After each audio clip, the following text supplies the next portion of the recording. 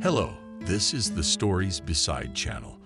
I release videos every day for you. Subscribe and click the bell. I'd rather be the one dying, Adriana thought for the umpteenth time, standing away from the sad people in black and the coffin with the body of her husband Ethan. She wanted to come closer, to look at him one more time to say goodbye. But she was pushed back time and again by others. Those who thought they had more right to do so than she did. And her. Yes, she was an unnecessary, unwanted. At the very center of the tragedy, there was her mother-in-law, majestic in her maternal grief. Betty. She was the one who was approached, hugged, spoken words of comfort.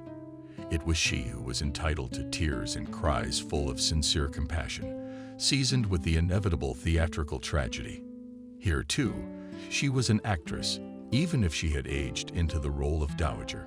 Queen, but still a splendid and recognizable cemetery, was now her stage, and Betty played the part masterfully. It could not get any worse. But a new thought entered Adriana's mind. It was as if the young widow was watching the people scurrying about. She listened to the sounds of sobs, clicks of cameras, journalists who inexplicably gathered there, and at the same time felt only one thing. The baby in her and Ethan's belly, the baby who will never see his father. How is she supposed to live her life now? She was wrong. It could have been worse. At the general acknowledgement of her own grief, her mother-in-law snatched up the skinny figure in black with her long gaze. Your voice broke into a shriek that had something bird-like in it. That must be how harpies scream. This is all your fault. You bitch, you killed my Ethan. There was a dead silence. The men turned their heads to the side. Adriana shrank back, tried to get even smaller, which her mother-in-law continued to denounce her. You are to blame. You poisoned my son with your vile potion. Look at you in your coffin. You don't have long to rejoice. You miscalculated, you bastard. Don't count on your inheritance, and don't set foot in our house. You hear me? Get out. Today the cameras clicked with the speed of gunshots, joyfully capturing the brewing scandal. Dozens of eyes stared at the girl judgingly. Some were also gloating. What had I done to them all? Why do they hate me so much? Why? Adriana felt the tears come to her eyes. Mother, stop it at once. You know it was an accident. There was a voice in the total hateful silence. It was Michael, Ethan's brother. He had always been sympathetic to her. He had stood up for her when her mother-in-law had been especially mean to her poor daughter-in-law. And now he was the only one to speak up for her. But that wouldn't make any difference. Don't you dare defend that snake. The mother-in-law raised her voice. The inquest will investigate. Mother, what investigation? Michael was still trying to reason with her mother. The doctor clearly said it was a heart attack. Adriana had nothing to do with it. You can't cheat a mother's heart. I know she's a witch. That's all there is to it. There is only one thing left to do. Say goodbye. Adriana sighed and counted to 10. Calming the beating heart, without lowering her eyes, she went straight to the coffin in the crowd, parting in front of her. Angry whispers could be heard behind her, but they did not dare to stop her. Her husband's face was very pale, and the whole of him seemed less as if he had dried up. It was no longer him. The athletic, cheerful guy, the soul of the faculty. The enviable groom who had proposed to her 2 years ago, making all potential brides perplexed. Why is the acknowledged Major Ethan, son of a famous actress, chose the humble simpleton Adriana? And only she knew the right answer, because he was no big shot.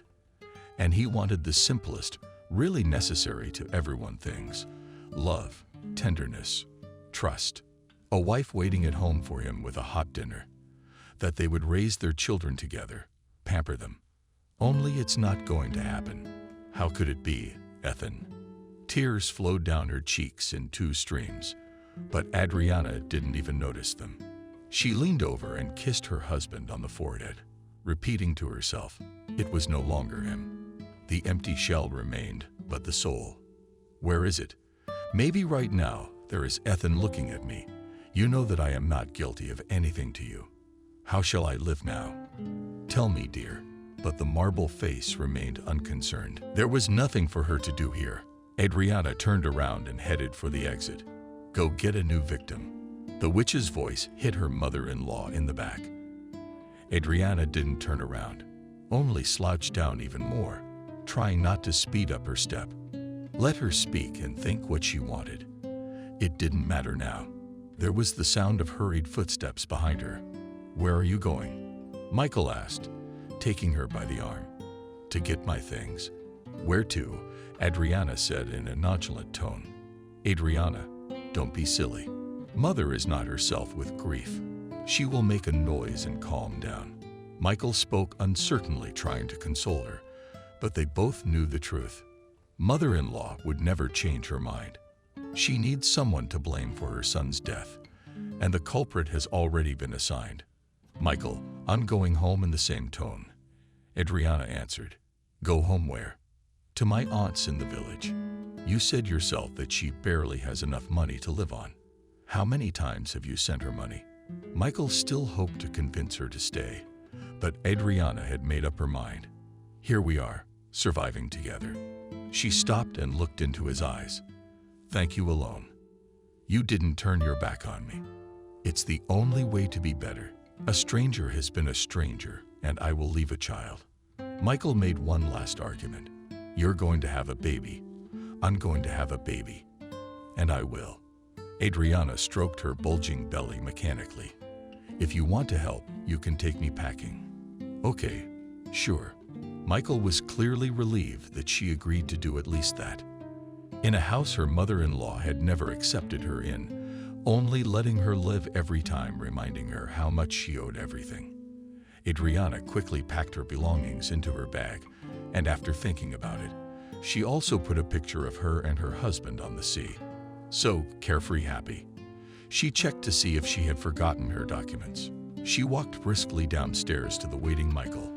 Take me to the train station, please, she asked him calmly, without emotion. The tone frightened the boy, and he thought better of crying. Worse if it was like this, like a stone all the way. Adriana was silent, putting her palm on her stomach and looking out the window. Every now and then, Michael looked at her in the mirror with all his heart, worrying about this sweet, kind girl who he had always liked for her sincerity, her responsiveness, and not the flashy beauty of a wildflower. He felt so sorry for her that the feeling superseded even grief for the loss of his brother. Leave the address at least, he asked on the platform, but Adriana shook her head. Michael, I really can manage. I have to get used to living here with these people. You will not be forgiven if you take my side. I'm a witch to them. What kind of nonsense is that? Michael snapped, unconsciously sensing she was right. You cured him with your herbs. I heard the doctor say it was a blood clot, a clogged vessel. It could have happened to anyone in an accident, but it happened to Ethan. Adriana looked up at him with huge martyr eyes. Goodbye, Michael. May your good deeds be repaid. Not goodbye, but goodbye. The boy corrected her, and, unexpectedly for both of them, embraced her and pressed his lips against hers for a moment, to her parched and hot lips. Now you won't believe me, I know, but it's still going to be okay. Adriana sighed and shook her head. The train's departure was announced, dragging her bags into the carriage and catching a glimpse. Glancing at the ticket, Michael had time to mark the station Adriana was going to. The train was moving, and he was still standing on the platform, seeing her off. I will find you, Adriana. Do you hear me? He swore mentally at home. He had to endure the real hysteria his mother had thrown.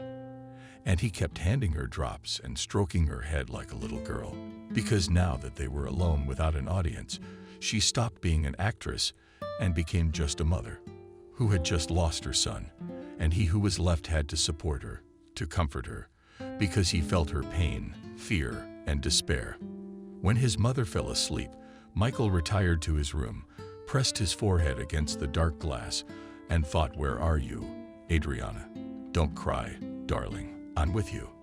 Adriana stood in the narrow carriage corridor, peering into the darkness behind the glass, in which the scarlet groves of lights passed, and no longer held back her tears. For a second, she suddenly thought that someone strong and big, sympathizing Adriana embraced her, rocking in time with the train, and whispered, "Do not cry, dear. I'm with you, Ethan love." "How badly," I whispered Adriana. But the dull, rusty needle of despair stuck in her heart dissolved, and breathing became easier. Adriana felt the baby return, reminding her of its presence. The movement caused a wave of warmth and tenderness to rise within her. "Ethan, we can do this, can't we?" She turned to the baby, stroking his belly. That's what she's going to call him. It would be Ethan. And then the father would live on in his son. That thought comforted her. She washed her face, settled quietly on her compartment shelf, and fell into a dreamless darkness. Aunt Kathy met her at the bus stop, exhausted from the trip to the station off-road in a broken bus. She fluttered her arms, hugged her, and wept, and her aunt hadn't changed a bit since they'd seen each other at the wedding. And she was grieving sincerely from all her country artless and sensitive soul. What is Adriana's grief? He was very young, not even lived. What happened? "My darling, the doctors say a blood clot broke off." Adriana spoke with difficulty. "My mother-in-law thinks I gave my husband a witch's potion." The aunt froze in place, almost dropping her bags. Her eyes widened. How could she say such a thing? She was talking about our healing herbs. That's what she is. She is a pure witch. She ended with a conviction not to judge, Aunt Kathy. She's so sad she doesn't know what she's saying. And that's all there is left for us, to have nothing in common with her. "Let me live. You'll let me live." She finished by looking at her aunt. "Live as long as you want." She splashed her hands and put the luggage on the bench in front of the house. "Half of the house is yours. After the death of my parents, it was inherited. I kept everything clean and tidy. Don't worry, I don't want any more." "Thank you." Adriana smiled for the first time. "Let's try to live together. I'll get a job. I'll save some money. I won't be a burden. And when the baby is born, I'll think of something. I'll rent an apartment so you can continue to live in peace." She's a big girl, but her aunt's mind is worse than her little one. "Where are you going with the baby? And what's the trouble with him?" "There's only joy. Come inside.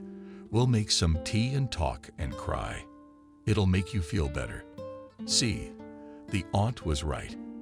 Adriana did feel better, either from the sincere sympathy of a loved one who would not have thought to accuse her of terrible things, or from her aunt's herbs, selected with great skill and expertise. Kathy's aunt was a hereditary herbalist. Her mother, grandmother, and great-grandmother. And who knows out there?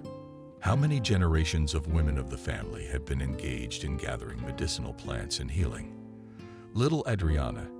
It was interesting to watch as her aunt went through the roots and leaves and flowers, whispering over them, as if they could hear her. Adriana, as long as she could remember, had never had a cold. And when she did, what ailment? She knew her aunt would help her out. Then she began to help herself. Asked around. She remembered when Adriana found out that Ethan, who turned out to be so athletic and physically fit, congenital heart defect. The first thing she remembered was her aunt's weed. He laughed at first, then obeyed, began to take tinctures. And after 6 months, the doctors were surprised to talk about the progress in treating the disease. Adriana simply blossomed. She personally prepared Ethan decoctions, made sure that he took a thermos of the healing drink. And this is how it ended. Apparently, she heard her mother-in-law's voice again and saw the eyes blazing with hatred. "Will you lie down and rest?" Kathy said quietly. "You'll see sometime. It will work out. I don't have to sleep now. I have to think about how to live my life." "You have to think," with a sigh, said Adriana. "You'll need money. Where can I get it? Who's going to hire me when I'm pregnant?" "But they will." The aunt splashed her hands. "Look, it's a coincidence that our librarian quit." The young, sober girl went to the city for the big money. She didn't even work out the hours she was supposed to. I think you can get a job for a while, and then we'll see. It's a nice, quiet place. You can work and read books. What about the baby? I can watch too. They don't pay much, of course, but it's still enough for bread. What do you say? I'll do it, of course. Adriana felt the pain go away. She was making plans for her life.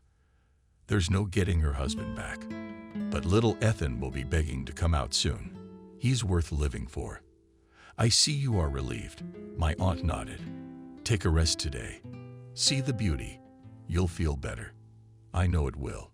Yeah, my Aunt Kathy had a bad time in the past, so she knew.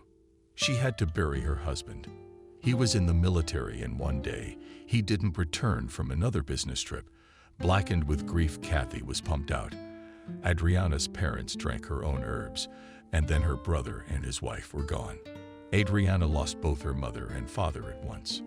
Accident on the road. A truck driver fell asleep at the wheel and crashed into a passenger bus. Fate is evil. You can call it whatever you want, but you can't bring back the dead. Adriana was in her first year of high school, and her aunt had to pull her distinguished niece out of the abyss of deafening despair and incomprehension. How so? Why? And here is a new trouble. Apparently, it was decided up there that the ordeal was not enough. Don't you dare despair, Adriana ordered herself, quickly unpacking. She went to her favorite spot by the river. There, by an old birch tree on the hill, she could sit for hours, looking at the clouds reflecting in the water. It always helped her to calm down, to find harmony with the world, to distract herself from bad thoughts. Maybe this time it would help too. The river still carried water past the blooming bank, and it was so quiet, so peaceful here on the slanting mountain, that Adriana closed her eyes, pressed herself against the rough trunk of a tree, and said softly, Lord, I hope in you. Send me comfort in my grief, patience and strength to accept her fate. She had no idea that at this very minute, in the house she had so hastily left, there was talk of her escaped trash. The mother-in-law raged like a wounded lioness running around the room. I won't leave it like that. I'll find the bastard and put her on trial. Mother, please calm down. Michael repeated for what must have been the 100th time. Adriana wasn't guilty of anything. Even the doctors confirmed that her potions were harmless and even benefited Ethan. That's why he's lying in the ground now. That was the benefit. Betty was unwilling to listen to reason. She wanted to find someone to blame, to punish for the fact that her beloved Ethan died. That she would never again be able to hold him in her arms and smooth his naughty curls. It was like an obsession, but a mother who had lost her son didn't care if she looked like a mad woman. If she wasn't guilty, would she run away with a belly like that? And she stared at Michael triumphantly. At that moment, she had completely forgotten that she herself had pointed Adriana to the door. Michael sighed and shook his head. All arguments would be useless now, so he just walked over and hugged his mother. She flinched, froze, however, then burst into tears on his chest. She was definitely not an actress playing for an audience right now. It was the sincere, genuine grief of a mother who had lost a child. Michael stroked her back, said something soothing, as if she were a baby. And he thought to himself, where was Adriana? Was someone comforting her now? Or was she alone with her great overwhelming grief? She's just a little girl, 22 years old, and soon to be a mother. Why has she refused to accept his support? Doesn't she feel that he, Michael, has forbidden himself to finish the thought? If he cannot help Adriana, he must at least stay by her mother's side, lost in her suffering. So they stood there, embraced, united by a common grief, aware of an irrevocable loss. Adriana did manage to get a job at the library in the old club. Unbeknownst to the head of the club, Liam, Uncle Liam, as Adriana used to call him, had managed to keep both of these centers of culture alive since his school years. From the watchful eye of the Regional Ministry of Culture to obsessively close all these small, unprofitable, barely smoldering lights attract moths, villagers left to live out their century away from the noisy cities. Every year, the question of closing the House of Culture, as the club was still proudly called, along with the library, was raised. But Uncle Liam went somewhere, called someone, and everything remained as before. Apparently, the head of the club had connections. Or maybe there were still those who knew and loved the once country-famous accordion virtuoso Liam. Adriana Uncle Liam was pleased as if he were his own, and immediately processed all the documents without any questions. Aunt Kathy stood nearby, folding her arms across her lush chest and approvingly watching his actions by the looks Uncle Liam sometimes threw at her aunt. Adriana guessed that there was more than the usual neighborly relationship between the two of them. She understood, and she was glad. It's not easy for a woman to run a household alone, especially in a village. She can't be a widow forever. At these thoughts, her nose tingled, and she secretly brushed away an unspoken tear. Uncle Liam pretended not to notice and said in a deliberately cheerful voice, "Well, let's go look at the workplace to take care of business." The library occupied a small office. It was filled with shelves of books. Adriana glimpsed the titles and wondered if there were not only classics, but also new books. The manager of the club understood her bewilderment and said proudly, "What did you think? If it's a village, there's nothing to offer. Liam knows his business. He'd do anything for his own people." "Well done, Liam," Adriana said in all sincerity, and she asked me who the readers were. "Maybe those who can't. You can take it to them." The head of the club answered and added that we haven't lost a single reader in years. That's where we stand. Auntie looked at each other. He invited Adriana to settle in, and they both went out. The girl looked around, sat down behind the pulpit, found a box of forms, thumbed through all the names, familiar. She hadn't visited her aunt in 2 years, never saw her neighbors. She plunged into another life, a happy life, unusual for a country girl. Memories swept over her head, and she thought with her fist in front of her head. She met Ethan when they were both graduating from college. It was the tradition of the graduates to farewell those who were just beginning their college life. They prepared a real holiday party with concert numbers. Adriana had to sing. She had a good voice. Then there was a hitch. Just before she went on stage, she was told that the guy who was supposed to play guitar for her had suddenly fallen ill. Maybe he'd had too much to drink the night before. Who knows? Only the number was coming off. Adriana got upset and was even about to leave when a tall, smiling guy with a guitar came up to her and asked if you, Adriana. "Yes," I answered she, staring at his mistake in surprise. There was no way. In front of her stood Ethan, the faculty favorite. The institute star, the object of every girl's admiration. "They told me your number was going off. Were you going to sing?" He kept asking me.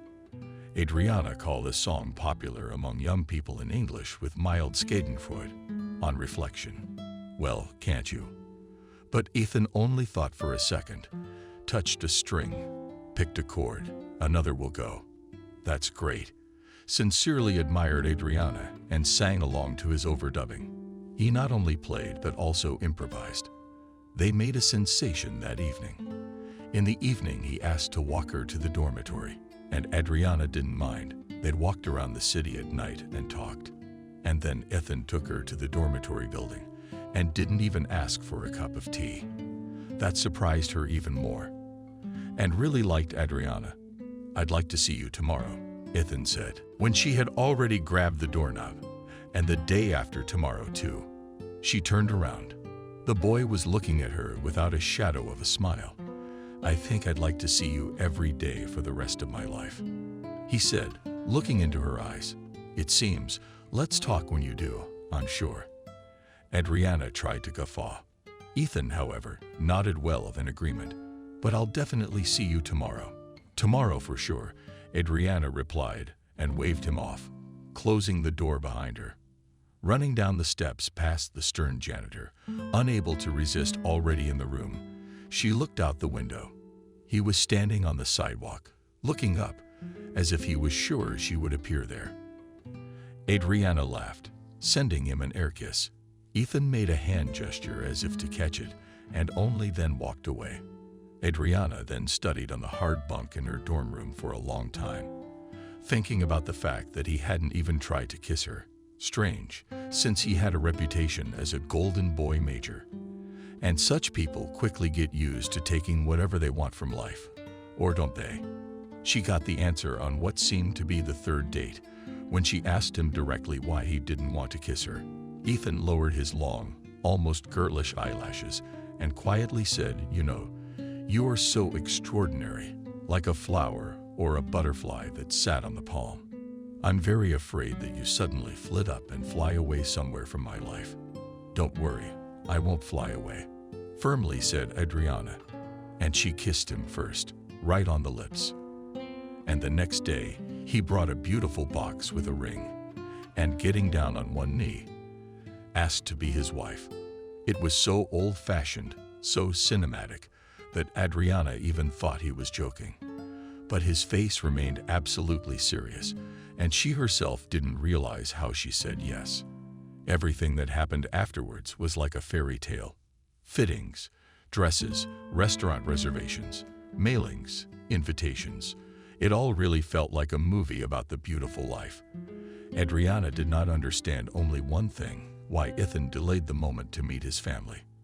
He had already told her that he lived in an old mansion with his mother and brother. Adriana told her sad story about the accident. You see, slowly, as if choosing words, he and his brother began. "No problem. You'll like Michael. He's a child prodigy, the pride of the family. He's a great kid. But Mama, she's used to being queen on stage and in her own state.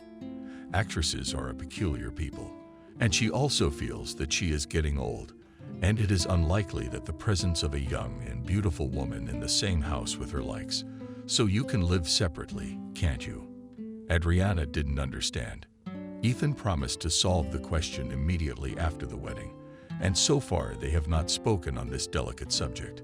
They're in the chic hall of a fancy restaurant feeling like a fairy tale princess, beautiful in a snow-white dress of street Adriana, and met Betty, queen of the theater stages. The mother-in-law did not utter a single word of ceremony, kissed her daughter-in-law. But the look she gave her left no doubt. She was declared a war, in which Ethan would be the only winner. The newlyweds did try to live separately. After a week, however, the constant evening calls began. My mother-in-law demanded Ethan's presence at all the premieres, social gatherings, which she organized constantly. Refusals were not accepted. She immediately fell ill. She began to complain to everyone she knew about the callousness of her eldest son. He swallowed handfuls of these pills and still got his way. The tragicomedy ended when Ethan, hiding his eyes, offered his young wife to move back into his parents' house. Adriana reluctantly agreed, believing that through obedience and calmness can achieve more than stubbornness and opposition, especially since she was already pregnant and hoped that the birth of a baby would melt the ice between her and her mother-in-law. In fact, things only got worse. Ethan, on his way back from work, fell into his mother's affectionate captivity. She cooked for him the most delicious favorite dishes, asking about the affairs, not allowing Adriana to insert a single word.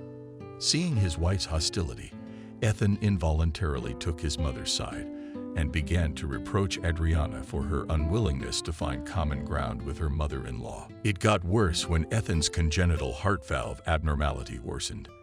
The house smelled more and more like medication. He was getting tired quickly. And then Adriana, desperate, remembered all her knowledge of herbal medicine. She herself traveled out of town, collected, dried, cooked secretly from her mother-in-law, who once caught her cooking broth.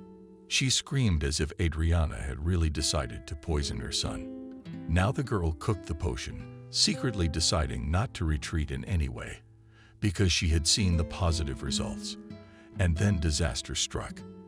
They received a call from the hospital that Ethan had died. From that moment on, Adriana's life became a living hell. Her mother-in-law was taken away in an ambulance. They met at the funeral. Michael was in charge of organizing the funeral. He really was just as Ethan had described him. Intelligent, friendly, kind, reasonable. Michael tried to influence his mother to accept her daughter-in-law and to stop her intrigues. Adriana was grateful to him for these doomed attempts. In addition, communicating with him brightened her existence in this huge, elegant house with family portraits on the walls, whose faces looked at her with condemnation and mild contempt. She was an outsider, a superfluous undesirable, and only came alive in Ethan's presence. Feeling guilty, her husband diligently pampered her, brought her favorite treats, took her to various interesting places, took her to exhibitions and concerts.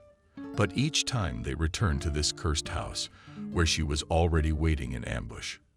With a tightening of her lips, her mother-in-law, Adriana felt like she was hiding a poisonous sting there. No, all gone. No more mother-in-law and Ethan, one already gone. The second is about to be born. Ethan's fervently loved relative. She has an incentive to live, which means stop feeling sorry for herself. We must not let our aunt down and get to work, marveling at how careless her predecessor had been. Adriana arranged the forms alphabetically and walked along the rows of shelves. Adjusting the protruding volumes, wiped the shelves, watered the flowers. The door creaked open, letting in a flock of kids, curious to see what they were looking at. Adriana's eyes rounded as they stared at her already visibly protruding belly. Looking more closely, Adriana recognized their neighbor's children. Wow, how they've grown. You probably don't remember me. I'm Adriana, Aunt Kathy's niece. I'll be working in the library now, Adriana said, realizing that the decision she made seemed final and irrevocable. And you for the books? No, we don't like to read. The older child answered for everyone. Can we look through magazines with pictures? Magazines are fine. Adriana got up from the table and went to the exhibition with bright magazines. But I still suggest this option. You look at the pictures, and I'll read you something. Agreed. Agreed. The children agreed, and soon they forgot about the comic books and listened with open-mouthed astonishment to the exciting adventures of Tom Sawyer and Huckleberry Finn.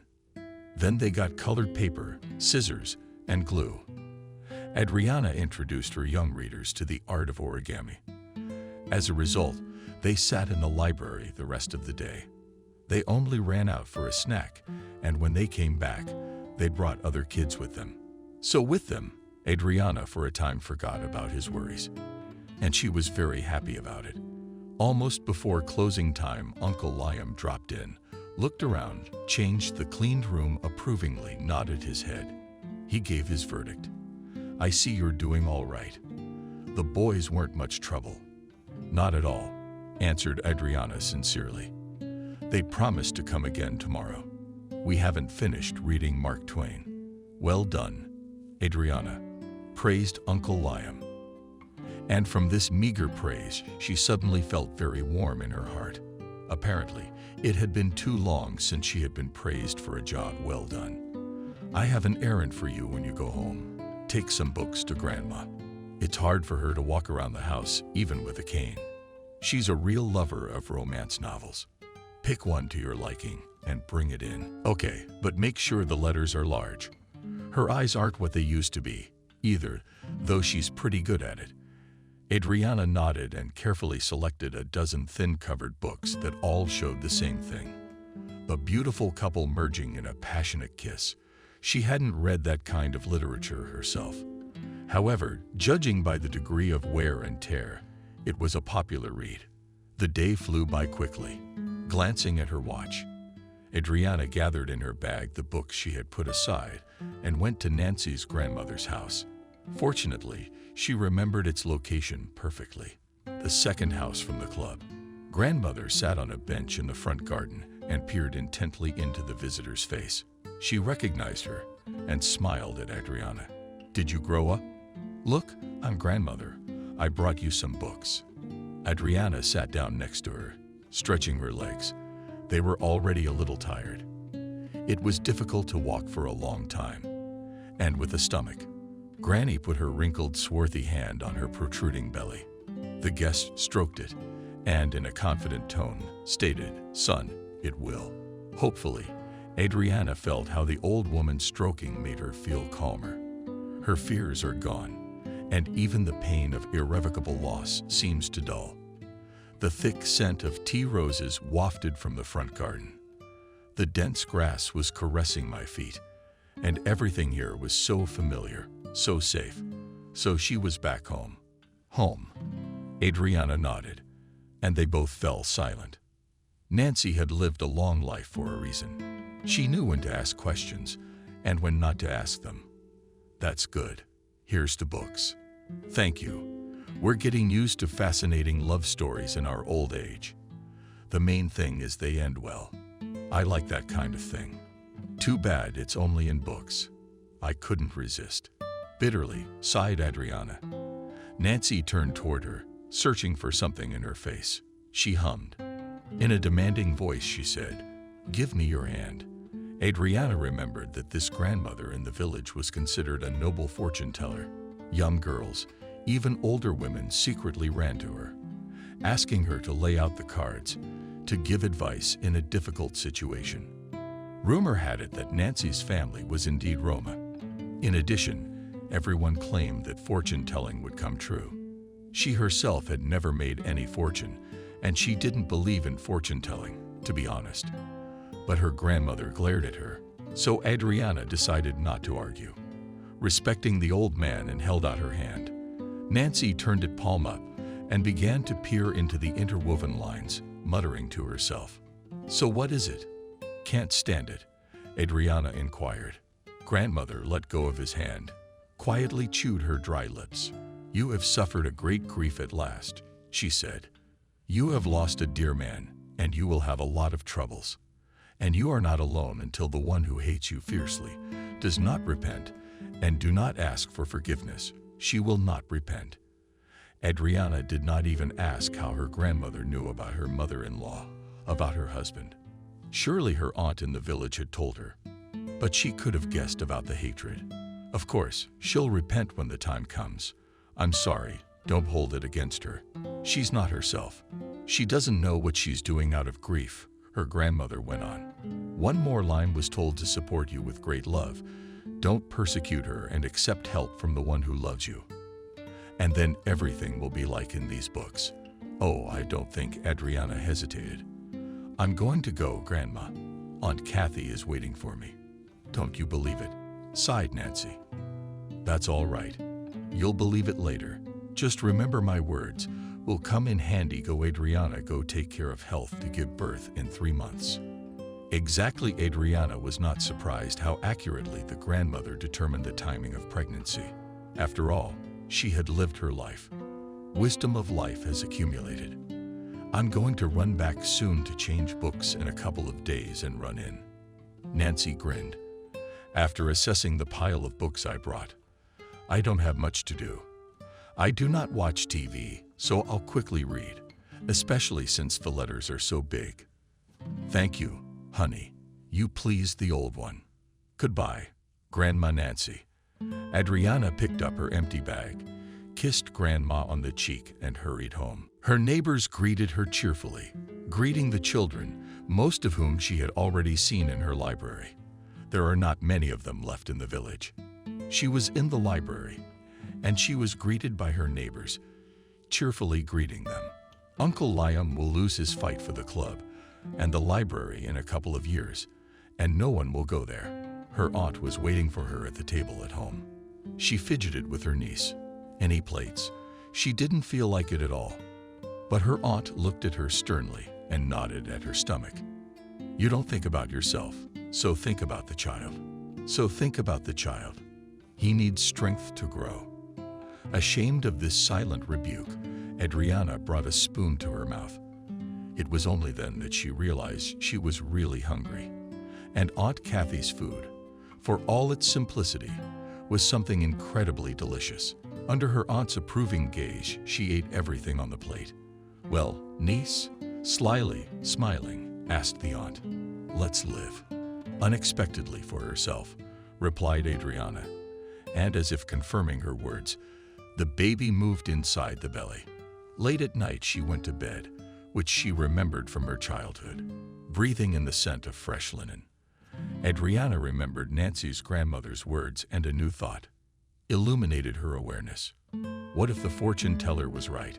Maybe happiness was still possible. What if at this very moment someone was thinking of her? Where are you now?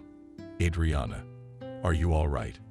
Michael rolled from side to side and could not sleep. It had been a long day. His mother's condition had worsened.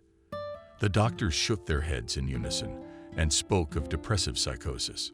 As long as Betty had been able to take her anger out on Adriana, she had held on. Now, deprived of the object of her hatred, she gave up badly.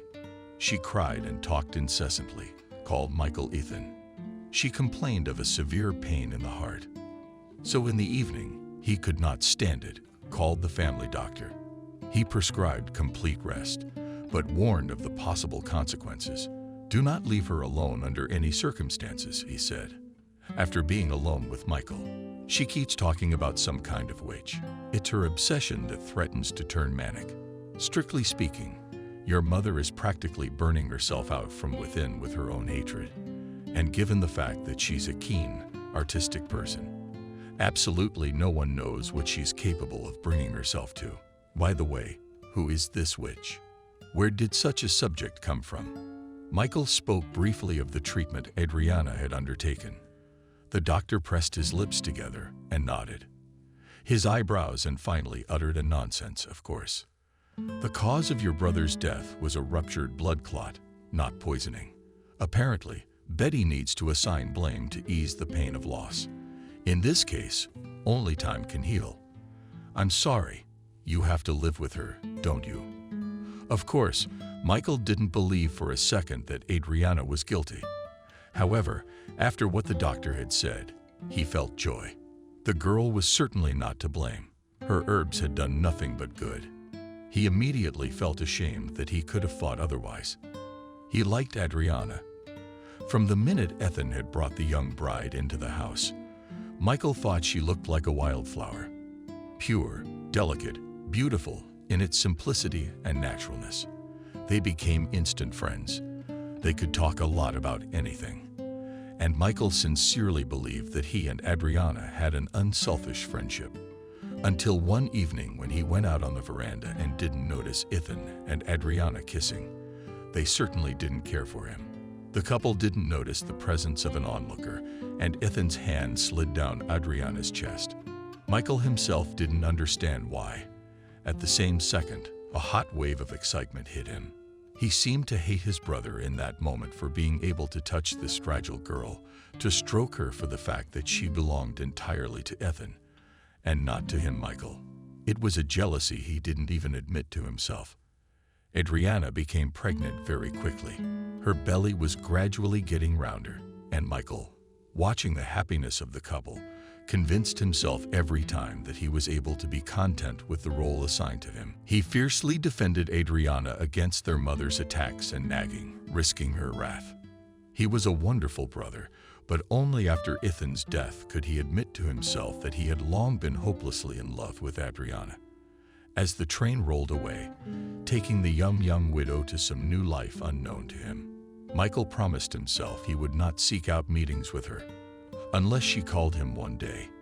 He knew for a fact that Adriana had his phone number and hoped that the desire to break with the past would not make her erase the number from her phone memory.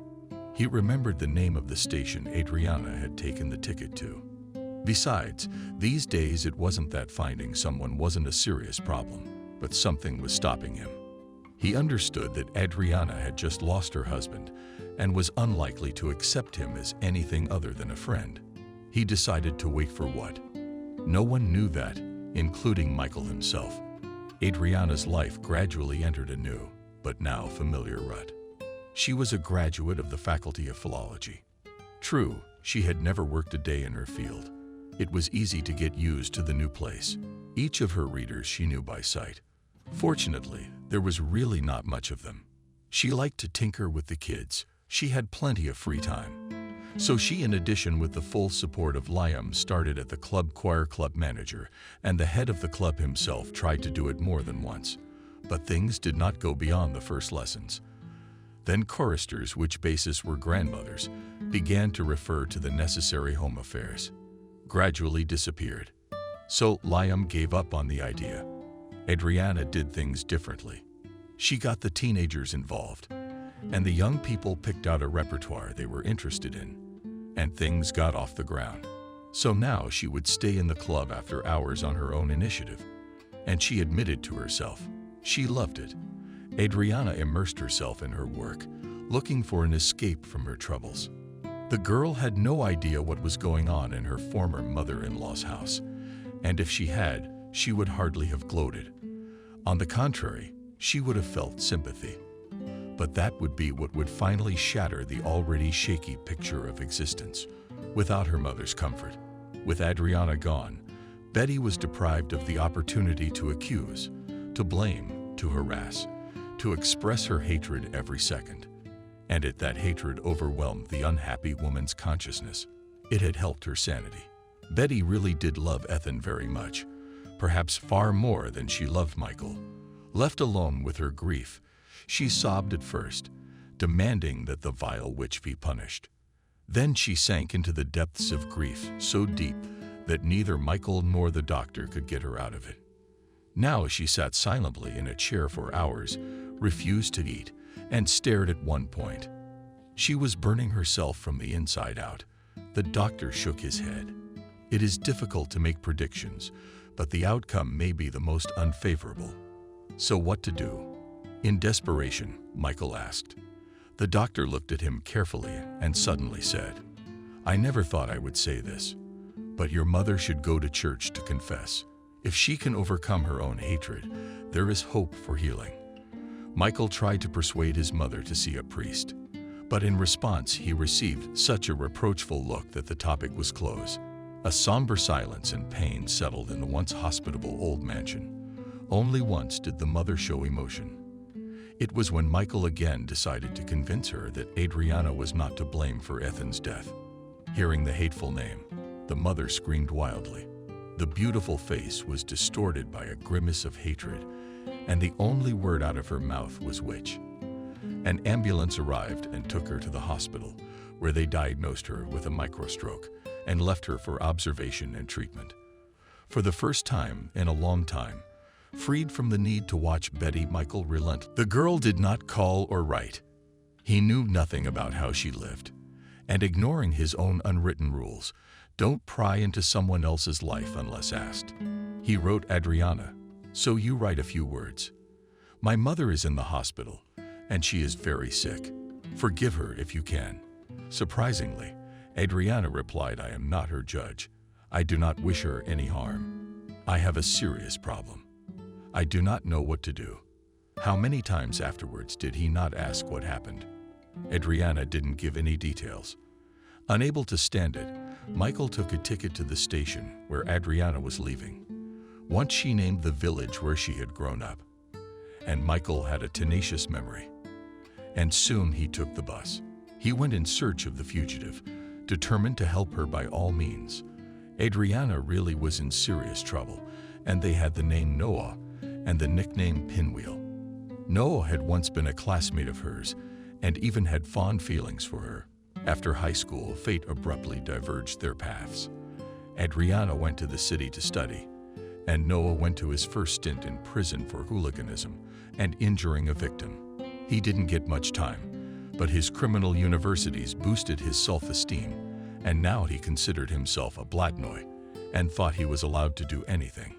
Adriana's appearance in the village, of course, did not go unnoticed, and he soon paid a visit to his former classmate, going straight to the library. At his appearance, the children frightenedly scurried home, and Noah, leaning picturesquely on the counter, with 2 fingers lifted his cap, which was almost up to his nose. "Hello, did you recognize Adriana?" They weren't exactly school friends when they were in high school. Noah had disgusting personality traits even back then. He sucked up to the tougher ones, picked on the weaker ones, and wouldn't leave girls alone, pinching and slapping them every chance he got. When he grew up, he didn't change much. He remained the same puny and pimply fellow. But the insolence was multiplied. Adriana got over herself and smiled at him. "How have you been?" "I'm fine," Noah chuckled, "but you're not doing too well. Country folk. The truth, they say that it is so good in the city that in the village, tail between their legs, you rush to us rednecks." Adriana became very disgusted, but she still tried not to fall for his handouts. "Why do you do that? When have I ever been so squeamish?" "Really? So you're happy with me? Okay. Let's kiss, then, shall we?" Such a meeting. He went behind the pulpit and brashly groped her rounded figure. "You're my fish and caviar." And he laughed at his own joke. Adriana closed her eyes for a moment, gathering her will into a fist. People like Noah need to fight back right away. If you show weakness, that's it. He wouldn't give you a pass. He'd mock her every step of the way. "We've seen enough. That's enough of that. I'm not going to kiss you, so goodbye." The smile flew off the face of the former classmate. It was replaced by a jackal grin. "So that's how you do it. And maybe I'm looking for culture. I'd wanted to read a book. And you just killed all the desire at the root. I can complain too. Go ahead and complain. Just do not interfere with work." Adriana cut off, already feeling that this meeting would not end well, that she had made a vicious enemy. "Work, you say?" Noah spit through his teeth right on the clean floor. "By the way, how did you get a job with a belly like that?" "I'd have to ask. I don't know if there was intent and abuse. And who knows how it'll turn out. Maybe you'll not only want to kiss, but you'll roll over on your back. And even beg." So Noah turned his back on her and went to the door on his way, deliberately knocking over some books. The door slammed shut, and Adriana was still sitting there, staring at one point and cursing herself to death. The fool couldn't keep her mouth shut. "The joke's on me." Now the bastard would jump out of his skin to show his superiority. That night she told Liam everything. He reassured her not to worry. "Adriana, there was nothing wrong with your papers. You're only hired on a temporary basis. Half-time until a replacement can be found. You don't have to worry about that. I don't like the interest in you, though. It's cloudy. I'll try to talk to him on the level so he doesn't get cocky." Well, it didn't work out that way. The next day, Liam didn't show up for work. A worried aunt, Kathy, found out that he had been beaten up by bullies, and now he was in the hospital. "God, what was that for?" The frightened woman lamented. "We have never had such a misfortune. And why did he get mixed up with these criminals? Because of me." Adriana repented and told yesterday's story.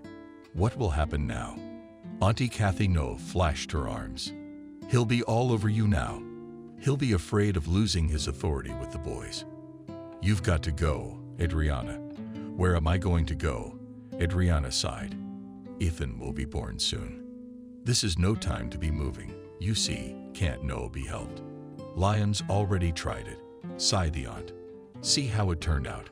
Maybe she should call the police," Adriana suggested uncertainly. Aunt Kathy shook her hand. "That only in the movies. The honorable guardians of law and order rush to the aid of citizens. Ours wouldn't even look. Why should they bother?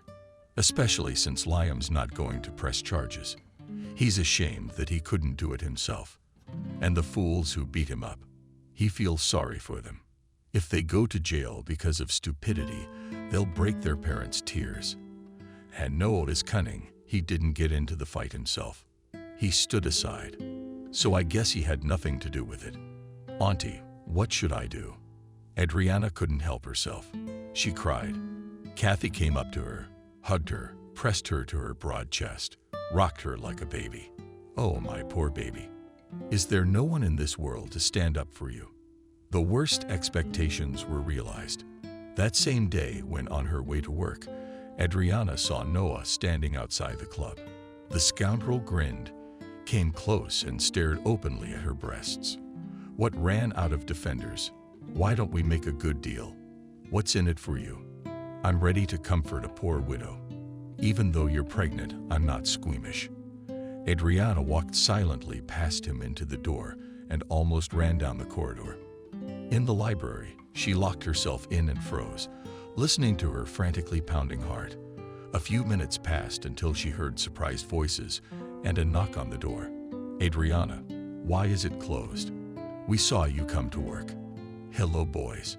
She smiled through her strength as she swung the door open. "It was just an accident." "Adriana, was it you that Mole was asking about you?" A perky little girl with pigtails came up. "Do you know him?" "Yeah, my mom says he's no good. Better stay away from him." "Okay, I'll keep that in mind." Adriana pulled herself together and went about her usual business, trying not to think about the fact that sooner or later she would have to leave the safe room. Though who was she kidding? If Noah wanted to get his hands on her, he'd do it any minute. Her creepiest predictions came true. In the evening, Noah waited for her on the same bench, near which there was already a pile of cigarette butts. When he saw Adriana, Noah stood up and staggered over to her. He was clearly enjoying the confusion and consternation of the victim, stalling for time. "Well, here's what I decided," he began, stretching the words. "You're a smart girl. Married again, has been. If you behave well, you will live peacefully. No one will touch you here. If you refuse, I'll punish you and you won't like it." "I understand." Adriana couldn't stand it, stopped abruptly, and turned to face him. "Noah, why are you doing this to me? What have I ever done to you? I'm already in the worst of it. I just buried my husband, and they kicked him out of the house. So you decided to add to it too. What for?" Noah was quiet, enjoying the moment. "Why do you ask? Do you remember in high school? I liked you, didn't I? You couldn't not know that. Only you didn't even notice me. It was as if I wasn't a human being, just dirt under my fingernails. She went to the city to study, married a rich man, and I survived poverty and resentment from people like you. And now what? Life is fair. Now it's your turn to suffer. Anyway, you heard me. You'll come to me yourself. You understand. You remember the address, I think. Tomorrow night. I have a lot to do today." At the end of the tirade, Noah gave her a painful shove on the shoulder, pushing her out of the way, and went away very satisfied with himself. And Adriana, feeling humiliated, came home, there, without answering the inquiries, alarmed by her murdered-looking aunt. She went to her room, threw herself on her bed, and cried for an hour. And then a message came from Michael. Unable to stand it, Adriana wrote that she was in trouble. She wasn't asking for help. No, it was just that her husband's brother was now the only link that connected her to that former life, when everything was still good. Michael himself didn't know how to explain Adriana's appearance, but he could not sit idly by, knowing that she was not well. He had a tenacious memory for details. He knew Adriana's history, her maiden name, and even the name of the village she was from. As he got off the bus, he decided to begin his search. By asking the locals near a house near the local cultural center of the village club, he found an old woman. She was basking in the sun, deep in reading. Michael coughed, drawing attention. The old woman looked up at him with unexpectedly sharp eyes. He felt as if she could see right through him like an X-ray. "Hello, grandmother," politely began Michael, catching himself the strange thought that he was even a little ingratiating himself with the local old lady. "You probably know everyone here, don't you? I'd like to find Adriana. What do you need it for?" "Adriana," Granny asked in a sharply exploratory tone. "Who are you to her?" "Brother-in-law, brother." My friend was taken aback by the granny's onslaught and answered Michael. "Liar." Grandmother shook her head. "What are you lying to me? That's half the trouble. Why are you trying to fool yourself? It's no good at all. Open your heart. Don't torture yourself. Be a support for her." "Grandma." Michael decided not to argue with the strange old woman. "That's what I'll do. But I'll find the house at Adriana's work." In a completely different tone of voice, the grandmother said, "She works in the library. That's where you'll find her." "Thank you, Granny." Michael thanked her and turned around. He was about to leave, but his grandmother's words held him back. "Be careful, son. petty malice. It can be dangerous. Watch your back." Thanking the old woman once more, Michael hurried off in the direction indicated. The village club was empty. Only voices could be heard outside the one door, marked library. They were talking in high-pitched tones. Then Michael heard a woman shriek and jerk the doors open right toward him. Adriana, pale as chalk, was staring wide-eyed, and behind her, clasping her hands, was a scrawny-looking, malicious little rat-like fellow. "Hey, can't you see we're busy? The library is closed and the door closed on the other side," ordered the man. Not listening to him, Michael walked right up to him, intercepted his hand by the wrist. So the little rat shrieked in pain. And then, with a sharp jolt, he sent him flying across the room, smashing the back of his head against the shelving unit. Books fell from the top. "Here's another compelling example of the beneficial effects of the classics," said Michael, as he watched the knocked-out Pushkin's volume, the type trying to get back on his feet. "Hello, Adriana." "Michael, how did you get here?" Changing your gaze from one to the other, the girl asked at a loss. "I decided to sign up at the library." Michael made a joke. Adriana did not have time to answer as Pickpocket was already climbing out of the book pile. "Hey, I'll be right with you," Michael replied with a long phrase, from which Adriana understood only 2 or 3 words, and the name William. The rest was said in English, but sounded completely incomprehensible. But Paul seemed to understand, and the embittered expression on his unattractive face changed to one of surprise, and then to one of fear. "A word of warning," he muttered, heading for the door. "To the Honorable William, my regards." The door closed behind him. Adriana exhaled noisily and turned to Michael. "What was that?" "A spell that casts out demons." "And who was William?" "Let's just say your overly emotional reader is a demon. No such thing as a petty evil William. A big criminal personality in these parts is known. I assumed he'd be very unhappy if he knew a girl under his protection was being abused here." "Michael, I don't know any William," frightenedly said Adriana. "When Noah figures it out, it will be even worse." "But I do know," Michael answered confidently. "He owes me something. Let's just say that there were circumstances in his case that would influence his leniency, and I pointed them out. He went to jail anyway, of course. However, he conveyed that he was grateful and remembered the good things only now." Adriana remembered that Ethan's brother, despite his youth, was practicing law.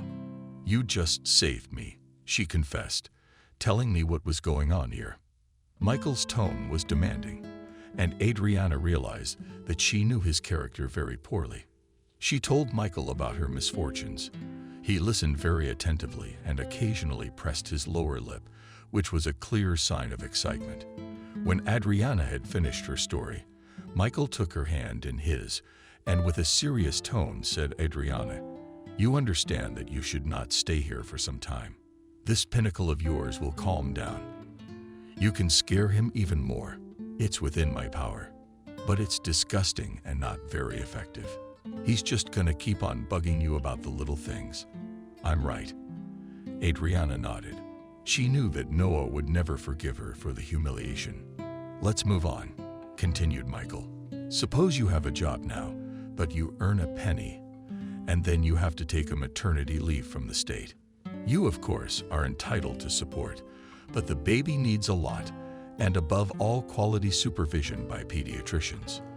In addition, it is better to give birth in a proven clinic, and here is unlikely to find such a clinic.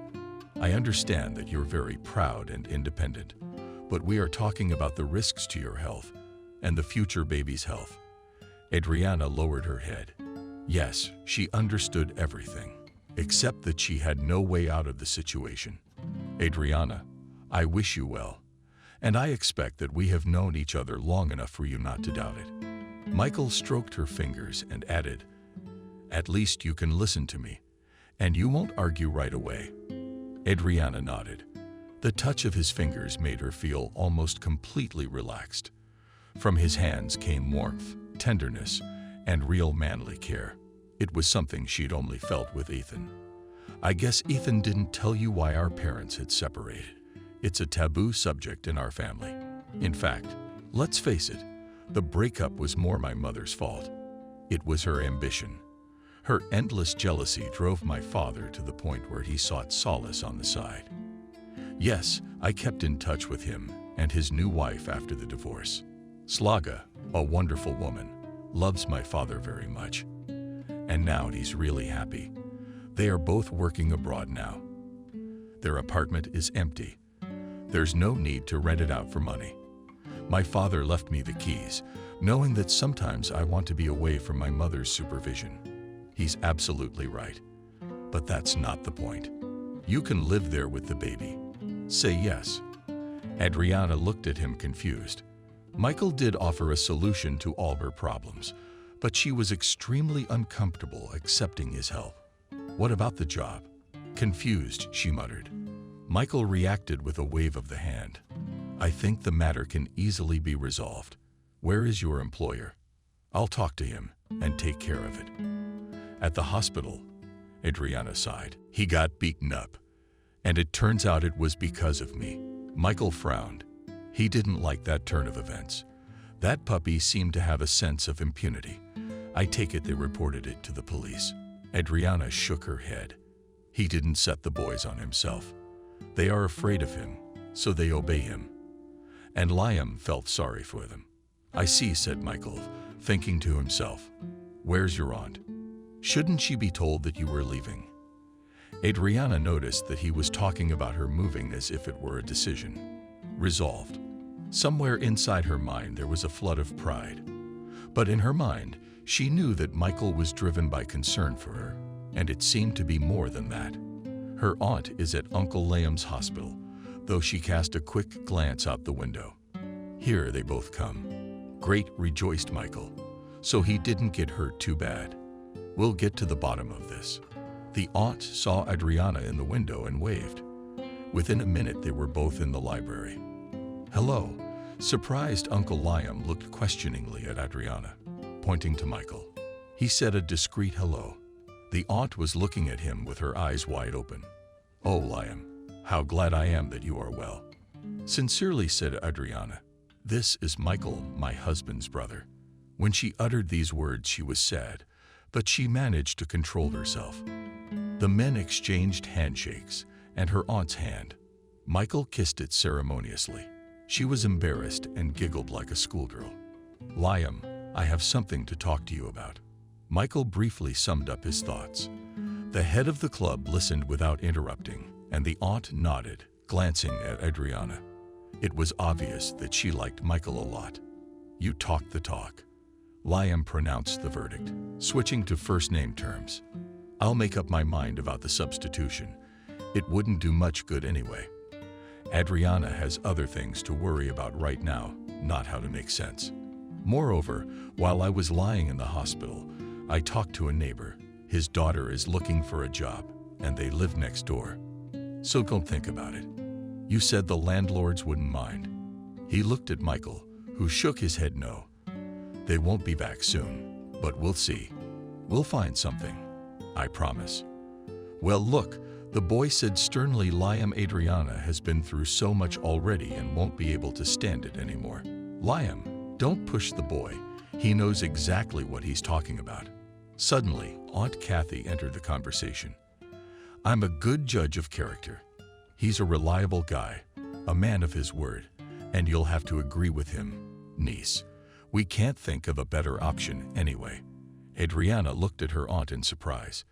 If she had known her less, she would have thought her aunt was trying to get rid of her. But she had raised her since she was a child, loved her dearly, had been her parents since the accident. So it was definitely something else. It was as if her aunt was trying to tell her something with her eyes, looking at Michael. But Adriana didn't understand the hint, or didn't want to. Their conversation was interrupted by the children bursting into the library. They all looked frightened. A little girl was crying. What had happened? Adriana asked. The children began to whistle at each other, elbowing each other. Finally, the eldest stepped forward and told them, quite coherently, that Mole had come home, angry as hell. He asked his mother for money for vodka. She wouldn't give it to him, so he started chasing her around the yard. She ran off to hide with the neighbors. The boy's father stood up for the woman. Noah got into a fight. Daddy's strong, so he beat him up, tied him up, and locked him in the barn. He's lying there now, cursing, promising a house. We'll burn it down and kill Daddy to death. The boy finished sorrowfully. Lord, what is it being done? She's gone completely mad. Aunt Kathy clutched at her heart. Liam shifted his eyebrows sternly and moved toward the door. But Michael's voice stopped him. Don't interfere. This matter must be dealt with drastically. He doesn't understand, so we'll have to. I think it won't be long before Penny is no longer a local pain in the ass. Adriana gasped. She had never seen Michael like that. Michael, what did you have in mind? Are you going to fight him? Michael shook his head. Don't ask. You don't have to worry about that. We'll settle this within the law. In a way, you'd better tell me. What are you up to? Come with me. Adriana wondered. She was extremely uncomfortable. However, she knew that she was being offered a helping hand, and it would be foolish and ugly to push her away. And there was nothing to think about. To her, said her aunt, will you think of coming back? Any minute now. When you give birth, you'll bring the little one out into the fresh air. I haven't babysat for a long time. I missed you. So we've decided, Liam summed it up. He still looked thoughtfully at Michael. He understood his gaze correctly and smiled. Don't worry, nothing criminal.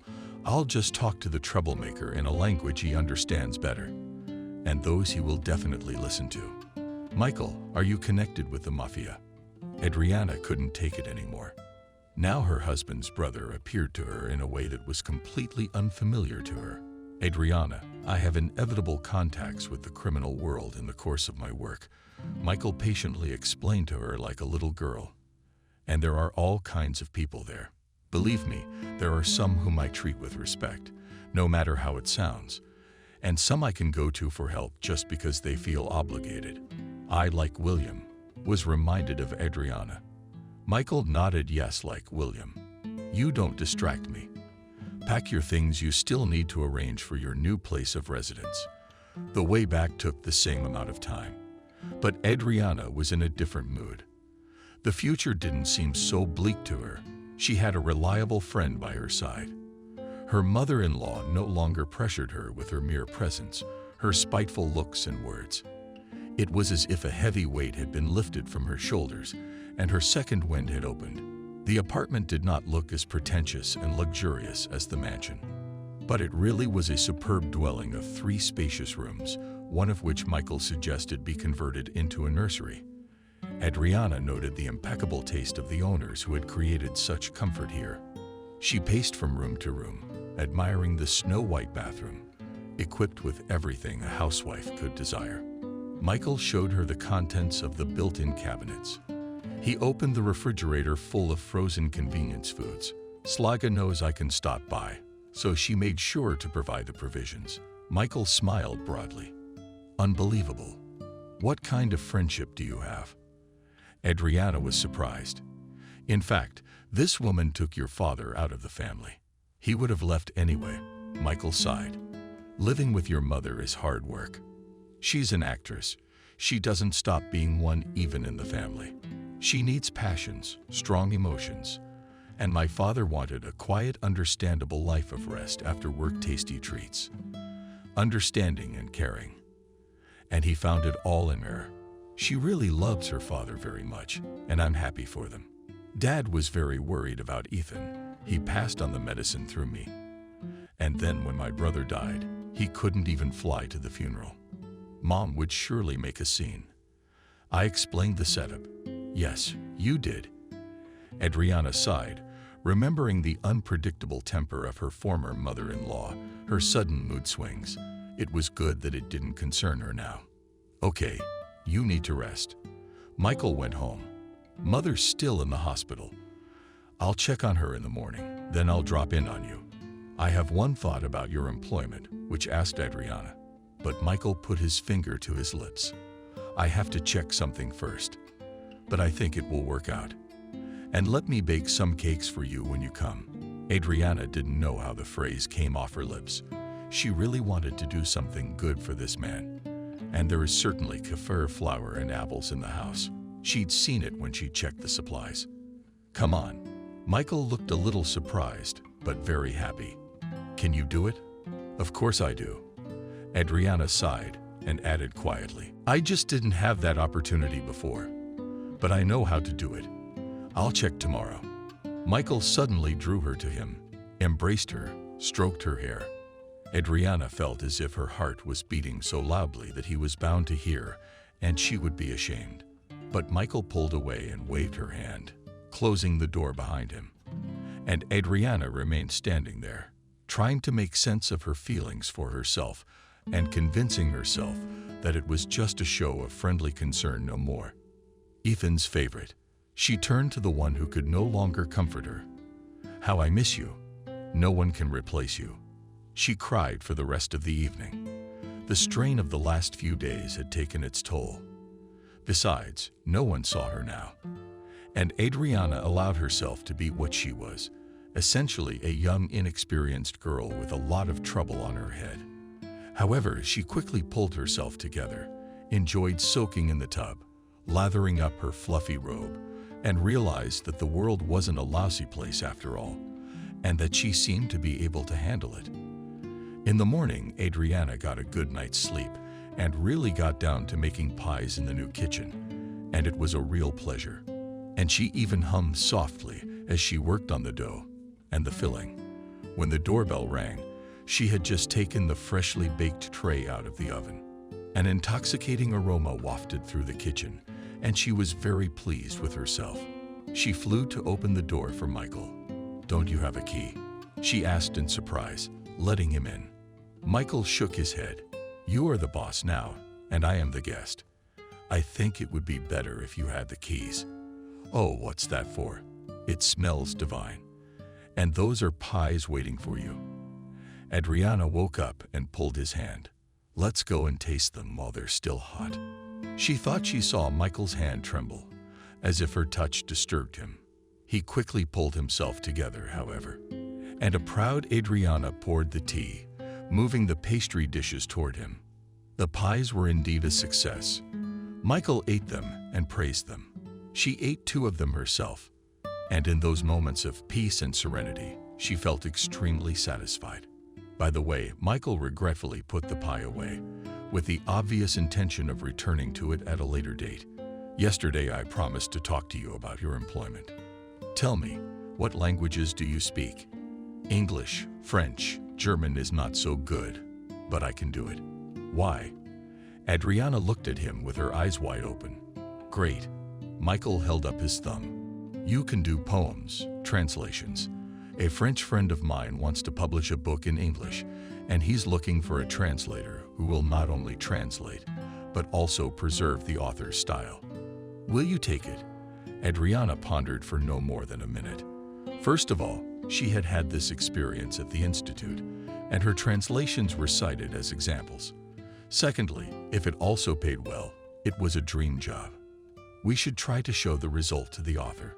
She began cautiously. "If he is happy with it, of course I will do it." "That's fine." Michael took a small laptop out of his bag. "I was sure of your answer, so I've already reset the original. You're good to go. You'll find the writer's contacts. There will also be any questions, call and discuss. He's a normal guy with a sense of humor. True, he'll inevitably hit on you. The French know about beautiful women." Adriana was somehow pleased that Michael had called her beautiful. She looked at the notebook computer like a child looking at a box of chocolates. She was so impatient to get to work. Michael realized this and laughed. "You'll get there in time. We haven't finished our pies. I'll wrap them for you." Adriana was embarrassed when she realized it looked as if she wanted to get away from Michael, but then tell her how she was doing. "How's Betty?" She had trouble even pronouncing the name. The woman who hated her, but she was Michael's mother, who was seriously ill, and not to inquire about her health. It would be like that. Adriana didn't want that. Michael grimaced and shook his head. No improvement. On the contrary, the doctors say she's gotten worse. There seems to be no physical reason for it. It looks as if she is burning herself out from the inside, provoking the disease. They wouldn't let me see her today. My mother's condition is so hysterical. She either cries or swears in the most vile words. It already sounds like madness. Why does she hate me so much? Adriana asked quietly. She can't really think I'm a witch, can she? No, of course not, sighed Michael. Mother does not believe in God, or shamans, or witches. I think the matter is very simple. You have unwittingly become a rival for her love for Ethan, and she can't forgive you for that. That's the same way she drove her father away with her jealousy. When he left, all her love went out to Ethan. Mother would have hated any woman who dared get close enough to her Ethan, much less win his heart. But what about you? Did she love you any less? Adriana wondered. She felt a little better after Michael's explanation, but she could not understand her mother-in-law's actions. Michael shrugged his shoulders. Apparently her mother had a limited supply of love, which was not enough for both of them. Believe me, at times I was very glad of it, for such passion is simply unbearable. She is a despot and swallows up all the bright feelings. It is very hard for her now. She is sick and suffering. Try to forgive her. Adriana put her palm on his hand. Michael covered her delicate fingers with his other hand, and both were silent, feeling something happening between them that could not immediately be called chemistry or magic. It didn't matter. It was just nice for them to sit like this, feeling warm and wonderfully calm. I forgave your mother, Adriana said quietly. I sincerely wish her to get rid of the hate. I hope it will happen for her own good. Michael sighed and reluctantly got up from his seat. Okay, I think we should both get to work. Call me if you need anything. And if you let me come visit you sometimes. It's your house. Adriana shook her hands.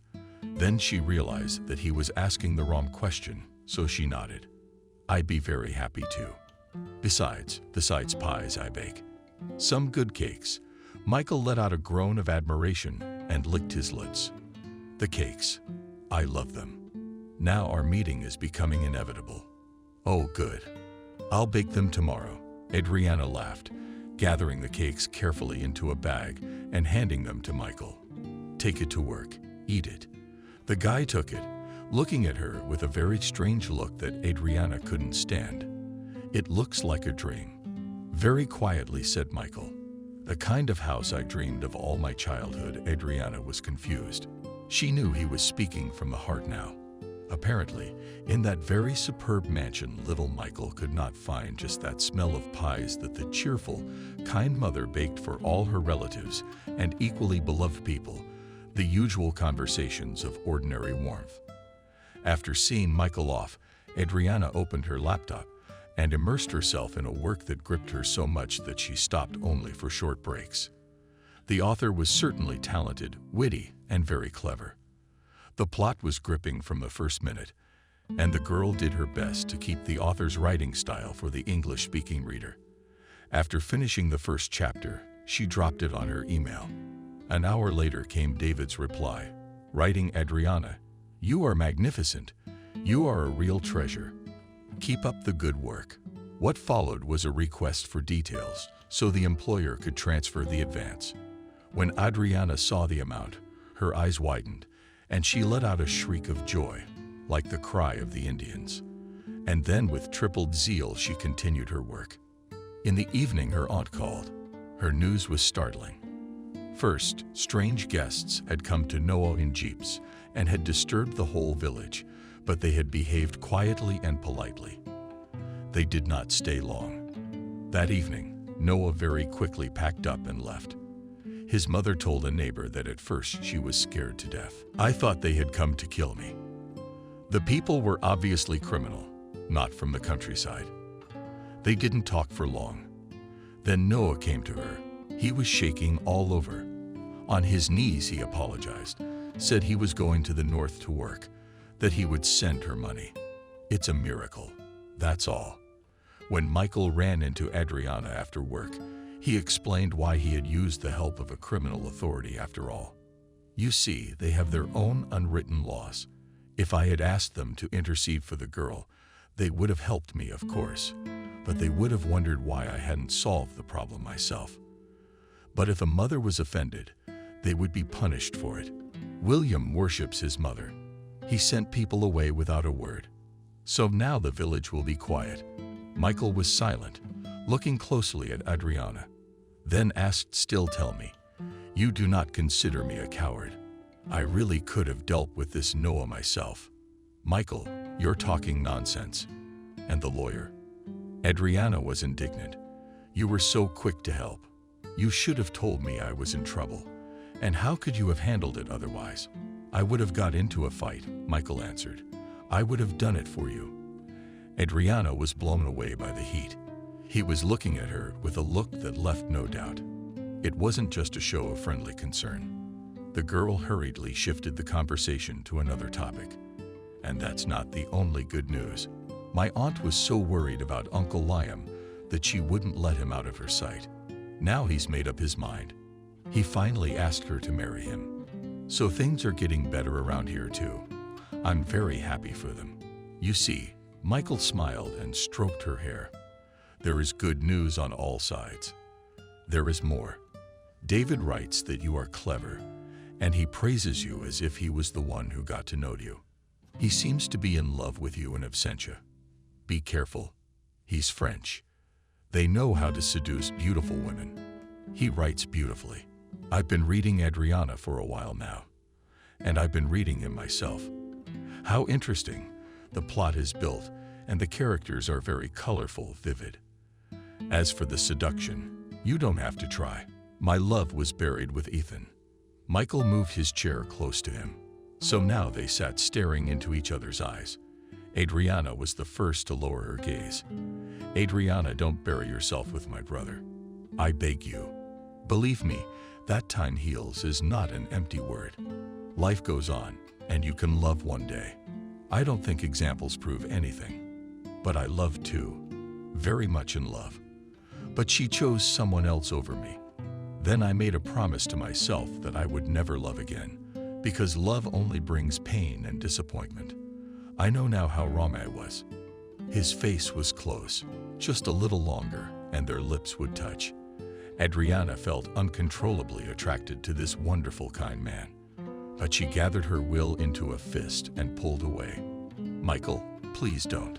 It hasn't been much time yet. Don't torment yourself or yourself." "Me, I'm sorry," Michael said, muffled, lowering his head. "I really did forget myself." "You don't have to apologize," Adriana assured him hastily. "I am immensely grateful to you. You will always be my dearest friend," the boy repeated, getting up from his seat. "Well, let's talk about what we should buy for the baby." One of the rooms, thanks to Michael's efforts, has already turned into a comfortable nursery with a comfortable crib with a changing table and a bunch of other things that should serve to make life easier for a young mother and her baby. This arrangement enthralled the boy. He rejoiced like a child to see the result of his own labor. Adriana was preparing to become a model mother. She regularly visited the clinic, where she was assured that the chances of giving birth to a healthy baby were very high. The only thing that overshadowed Michael's life was a sore subject. It was Betty's condition. Hatred burned from within her, a woman already exalted by the nature of her occupation. Gradually, she sank into an abyss of madness, refused to eat, became drowsy, deprived of sleep, and in her brief moments of oblivion, she was plagued by nightmares. Any conversation she had boiled down to curses, the vile witch. She called Adriana nothing else. Michael found it harder and harder to visit her. He berated himself, called himself a bad son. But to endure the tantrums of his mother time and time again was too much for him to bear. So more than once he limited himself to giving her what she needed and leaving, turning off the phone, because she immediately began to call and complain about the mistreatment of her clinic staff. And she called not only him, but everyone she knew. So soon rumors of insanity became a popular topic of discussion in the circles where she once shone. Driven to extremes, Michael invited a priest to talk sense into his mother. But even this extreme measure did not have the desired effect. The priest came out of the room crossed and shook his head. "Forgive me, Michael, but your mother is a demoniac. She has created an image of the enemy and hates him with such fanatical force. Even prayer is powerless against her fanaticism. I will pray for the softening of the bitterness of her heart, and you pray as hard as you can. Perhaps then the Lord will temper the passions. Otherwise, the end will be sad. I pray for her too," Adriana said with her head down. "No guilt deserves such a punishment." Michael sighed heavily and lowered his head. "Michael, would you disapprove? But I brought some medicinal herbs from the village, and I drank the decoction myself first. Harmless, he tried it on himself. Let's try it." The boy looked at her with eyes that made Adriana's heart beat harder. If nothing else worked, we would have to rely on a miracle. The baby was born on time and healthy, and according to Michael, very much like Ethan as a baby. Adriana was also ready to swear that he could smile from birth. The very moment she took him in her arms, all her sorrows seemed so small and distant, they simply dissolved into the immense happiness and joy of motherhood. Michael was picking them up from the maternity hospital, very excited, with flowers that he had awkwardly shoved. "Adriana, Daddy, take your son in your arms. Where is she going with the bouquet?" shouted a cheerful young nurse, looking at this picture from the porch. Michael froze in place. Carefully, he picked up the blue envelope tied with a ribbon. Ethan exhaled. He carefully peeled back the corner and gazed into the tiny face. "Yes," Ethan confirmed a happy Adriana. They made a feast. One by one, they took turns going to the nursery door to make sure the baby was sleeping. Adriana felt so calm and good at heart. She was so immersed in her own thoughts that she only heard the end of the phrase Michael said. "Tomorrow they are coming." And who is coming? She woke up. Adriana floated out of sweet oblivion. "I did not want to worry you," Michael confessed in advance. "Father and Slaga are coming tomorrow to visit Ethan's grave and see his grandson." "Of course they are." Adriana was so excited that the blood rushed to her cheeks. Noticing this, Michael took her fingers with his and squeezed them tightly. "Don't be afraid of anything. You'll see you'll like them." And I asked them quietly, "Adriana, do they like you?" "How can you not like you?" seriously answered Michael, and Adriana did not remind him that there was certainly such a person in the world. Betty returned home, quietly lost. The threat to her health had passed, but she was no longer going back to the theater. She was solemnly retired, arranged an evening in her honor. And you have to hand it to her as a former actress. She played her role perfectly. Not one breakdown, not one ill-conceived line. She was like a retiring queen. And only Michael knew that her world had finally and irrevocably collapsed. At home, she would sit for hours staring at one point, or watch tapes of her own performances. She flipped through photo albums. It was no longer the Betty everyone knew, and as it happened, the phone rang less and less frequently, and the guests had forgotten their way to their house. Consider it a miracle, but the potions of Adriana herbs that Michael secretly added to his mother's drinks had taken effect. The tantrums had ceased, replaced by an immersion in herself. Betty would go to her son's grave in the morning and spend hours there, having silent conversations with him. At first, Michael tried to discourage this, but his mother stubbornly returned to the cemetery as soon as he left for work. Eventually, he waved goodbye, especially since she seemed almost normal. The introduction to his mother-in-law and his new wife went surprisingly smoothly and even happily. They brought piles of children's toys and generally behaved as if they knew Adriana for 100 years. Benjamin was a sturdy, athletic-looking man who did not look his age. From the first glance, she possessed sincerity, kindness, a soft voice, a willingness to listen and support. At her request, Adriana passed her son in her arms, and he immediately smiled and generally showed that he was happy to meet her. The grandfather also wanted to support his grandson, but he dared not ask for it. until Slaga, with Adriana's consent, handed him an envelope. He held the baby so carefully, with such trepidation, that both women involuntarily laughed. "Well, is Ethan ready to see the world?" Benjamin asked, carefully rocking his grandson. "How is that?" Adriana asked. Benjamin and Slaga looked at each other. "We wanted to surprise them, but why wait? We invite you, Ethan, to come and visit us. It's a big house. There's enough room." Adriana was taken aback. How could it be? Just yesterday, she didn't even know these people. And today they offer to go with them to another country. "You, Adriana, do not be in a hurry to refuse." Slaga entered the conversation. "For one thing, it will be easier for us to organize the care of the baby there. Of course, the nanny is not a problem here. But I have Camille there, who raised my 2 daughters. I can trust her completely. Why do we need a nanny?" Adriana wondered. "So you can rest, even if you have to translate from time to time," Benjamin answered. "In addition, you can meet David in person. It will be good for your collaboration. As far as I know, he is willing to continue to consider you as an interpreter and does not think of replacing you." Adriana felt slightly dizzy. Events were happening too fast. She just couldn't keep up with them. "Agree." Michael smiled a slightly sad smile. Maybe she was just imagining it. A change of scenery would do you good. "And you, Adriana," you didn't realize how the question slipped from her lips. "I'm staying here. I have work to do. Besides, you can't leave your mother unattended," Michael answered. Michael glanced at his father. "But I promise that I will come and visit you as soon as possible." The rest was like a wonderful dream and never came to an end. Adriana and the baby were placed in a huge house. She had only seen such things in movies.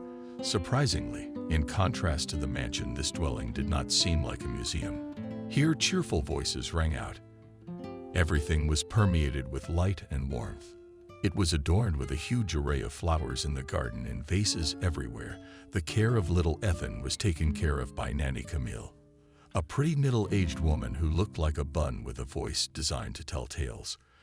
The baby listened to her unconditionally, ate well, and went to bed on time. So Adriana was even a little jealous. Now she had free time, and she took many walks alone, or accompanied by her new in-laws, including Slag's daughters from her first marriage, Cindy and Kelly. Adriana enjoyed interacting with people so warmly and sincerely received her into the family, and from the bottom of her heart she paid them in return, helped them, baked for them a delicious cake. Benjamin arranged for her to meet the writer David, and the sweetest Frenchman completely charmed her with his sparkling humor, manners, and elegant compliments. The result was the signing of another contract for the translation of a new novel. So financial problems no longer bothered Adriana. She was worried about something else. Constant thoughts about how Michael was doing. They talked every day. They called each other. They talked for a long time. And each time, she was attracted to this guy. In character, he was completely unlike his brother's easygoing, fun, sparkling. Like champagne, Michael wasn't much of a talker. Things spoke for him. Such care, such security Adriana had never felt from Ethan. She was ashamed that she was comparing them, as if there was something of the betrayal of her husband's memory in it. And still she fought, worried, and already torn to get back from this foreign paradise. And then the serene days were over.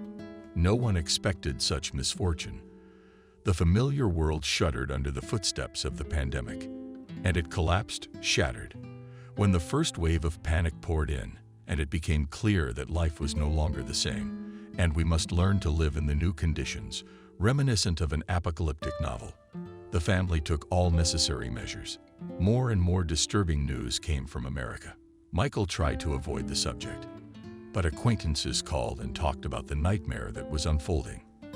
Then the day came when Michael did not get in touch. He sent a message saying he was not feeling well. Adriana freaked out, made him a whole list of potions. He guffawed, but she felt bad for him with all her heart. Her fears were confirmed when he didn't call or write. Adriana called time after time, coming up with reasons that went nowhere, as only one argument explained everything. Michael was seriously ill, probably in the hospital, and physically unable to write or call. Benjamin, too, tried to find out something, but the mutual acquaintances had no time for them. They were thinking of their own salvation. Adriana was just getting turned on, until one day it popped up on the monitor. Michael was calling. She grabbed the cell phone. With trembling hands, she almost dropped it. She yelled, "Hello, Michael. Where on earth have you gone?" However, the receiver picked up Michael's female voice in a very bad way. "He is dying. Help me. Can you? Betty." Adriana's insides went cold, and she was sure that never again would this woman appear in her fate. And now she calls herself. So things really are that bad. "Wait for me. I'll be there," she shouted. "Everything will be all right. Michael will live." But the cell phone was already silent. Adriana was frantic with activity. Neither Benjamin nor Slaga even tried to restrain her, knowing that she was not in her right now and unable to listen to the voice of reason.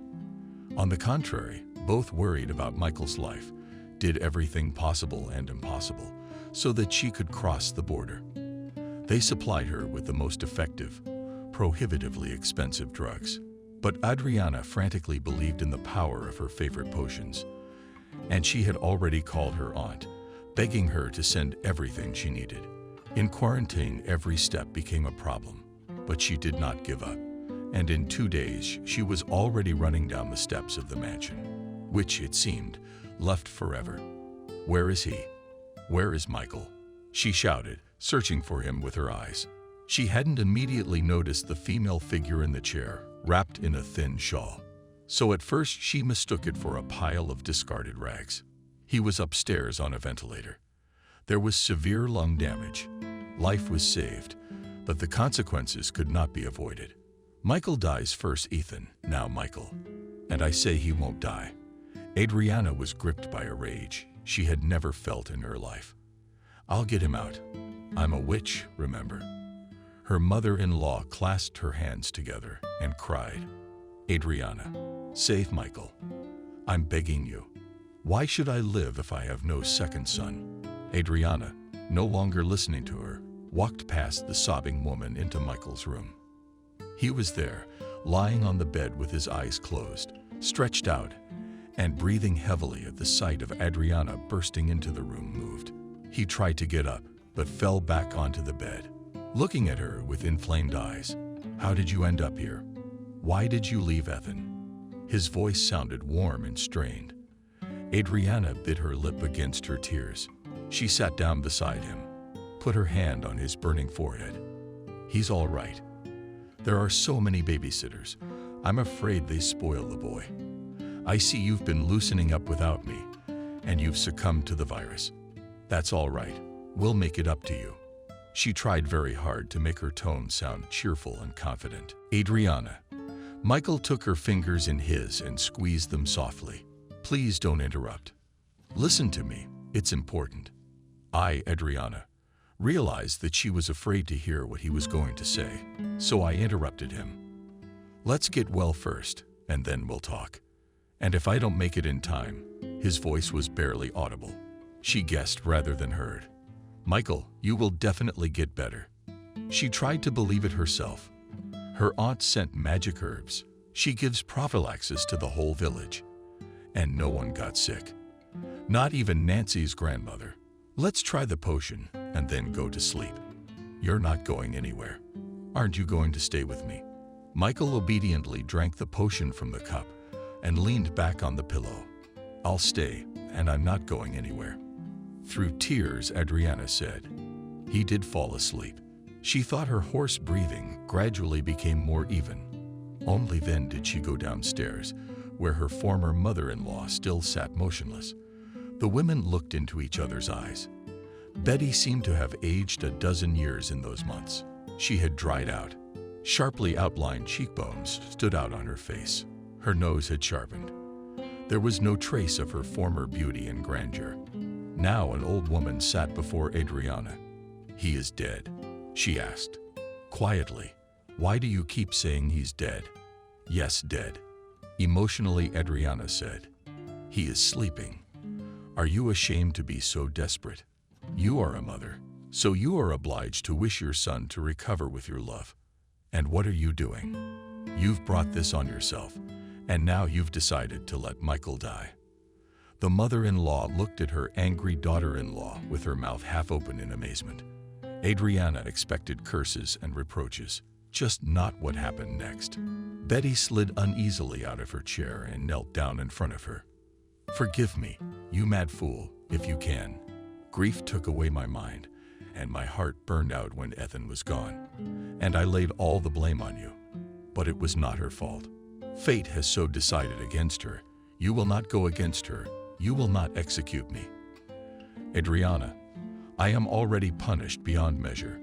People have forgotten me. No one needs me except my son. I would die to keep him alive. Betty, please stand up." Adriana couldn't bear to see a penitent woman suffer. "I forgive you. I really do. And Michael will surely get better. I have faith. He's already breathing more evenly. Tomorrow will be even easier. We'll get him back on his feet together." Her mother-in-law still looked up at her, not believing what she was hearing. She had expected curses and mockery, but received a sincere and total forgiveness. Adriana gave her a hand. Betty struggled to get up, walked over to her sister-in-law, and hugged her. The two women, young and established, stood, hugging tightly, as if at last cementing their union in the struggle for the life and health of one whom they loved very much. Michael was indeed on the mend. Perhaps the miraculous herbs prepared by Adriana had helped. More likely, it was the mighty power of the love he had dreamed of all his life that helped. Adriana stayed with them for a week. After waiting for clear signs of recovery, she went back to her son, whom she missed immensely. More accurately, she was torn between the two people she loved. She dreaded the thought of being separated from Michael again. But she had to hurry. The quarantine and the measures were getting stricter. The moment could come when a pandemic would make it impossible to leave the country. As she said goodbye to her once hated daughter-in-law, Betty wept and said she longed to see little Ethan. The continuation of her son Adriana gave her word that at the first opportunity they would return to the country together, and that everything would be as it should be. Michael looked away, smiled a weary smile, and his lips whispered a single word that she could not hear, but knew for sure that he was saying, "Everything will be all right, I know. My grandmother Nancy told me." Unexpectedly to herself, Adriana said. Michael raised his eyebrows in surprise, remembering something. "Well, if Granny predicted it, so it will be." He encouraged him, and they both smiled, finally believing that their so sadly started story would have a beautiful continuation. A year has passed. There is a special majestic silence in the cemetery in late fall. Autumn flowers smell. The paths are strewn with scarlet, yellow, maple leaves, which do not have time to clean up. At the monument with a photograph of a young, laughing guy stood two women, one young and one old. The older woman was hugged by the shoulders of a man who resembled subtly the photo on the monument. Not far away, a stout boy was playing with leaves. Laughing, something incomprehensible only to him. Children's laughter disturbed the silence of the place, the sorrow and silence, and there was something philosophical in it. Evidence that life and death go hand in hand, and nothing ends forever. All three were silent. Each was thinking his own thoughts and looking at the monument. They had something to say to the one who continued to live in their memories and hearts. If one could read minds, one would hear what the young, beautiful woman Ethan was thinking. "I hope where you are now you are well, peaceful, and joyful. There are no earthly passions there. They know the answers to all questions. Do you know that I have loved you since I first met you? I love you now, and I will never forget. Ethan, I happen to have your brother as my support in my grief. We love each other and are preparing to marry. Would it be a betrayal of your memory? Surely people would condemn, but would you? Will you give your blessing? I do. Forgiveness is a hard thing to learn. It has yet to be learned. Your mother and I were able to forgive each other, fought together for the life of the one we love. Love is big, pure, boundless as the ocean. It is enough for all. It's a pity we humans often forget this. We are stingy with love, but it's the only air you can breathe. One day we will all meet. In the meantime, know that we are raising Ethan together, supporting each other, and our home is finally truly home. Be happy for us, honey. Sleep well, Mommy, joyfully shouted the baby, drawing attention to himself. Adriana turned around, and he sprang into her arms and looked at Adriana with the same eyes as his father with mischievous sparks. Michael walked over and hugged both of them. I love you, he whispered in Adriana's ear so softly that she could barely hear. A thin beam fell on the photo on the monument, and suddenly it seemed that Ethan's eyes in the photo came alive and filled with joy for the people close to him. Life went on, and it was beautiful.